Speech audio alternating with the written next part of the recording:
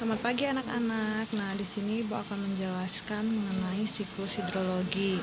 Jadi, Ibu harap nanti untuk penilaian praktek kalian bisa mengikuti penjelasan Ibu atau kalian memberikan variasi ya.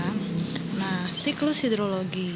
Air di muka bumi ini jumlahnya selalu tetap karena mengalami siklus. Siklus hidrologi diawali melalui peristiwa yang dinamakan evaporasi.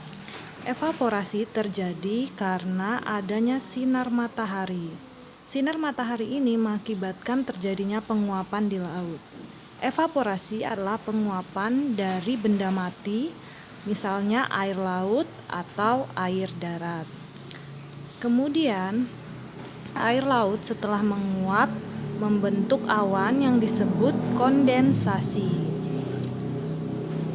Selain dihasilkan dari penguapan dari laut, pembentukan awan juga bisa terjadi karena penguapan dari tumbuhan yang disebut transpirasi dan penguapan dari gabungan antara tumbuhan dengan air yang disebut evapotranspirasi.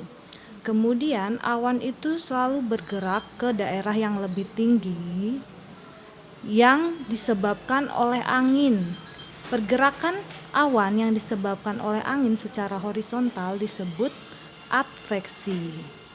Semakin menuju wilayah yang semakin tinggi, uap air yang tertahan di awan itu semakin berat dan pada akhirnya akan turun hujan di daratan yang disebut dengan presipitasi.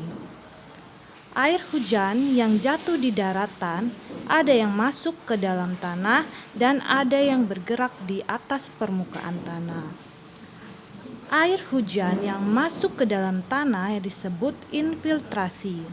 Kemudian air hujan yang bergerak di atas permukaan tanah disebut runoff.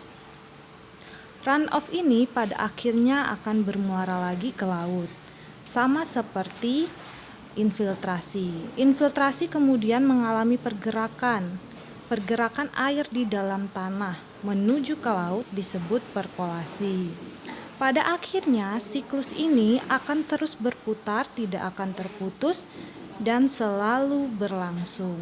Sehingga itulah penyebab mengapa air di muka bumi kita jumlahnya selalu tetap. Terima kasih anak-anak. Selamat belajar.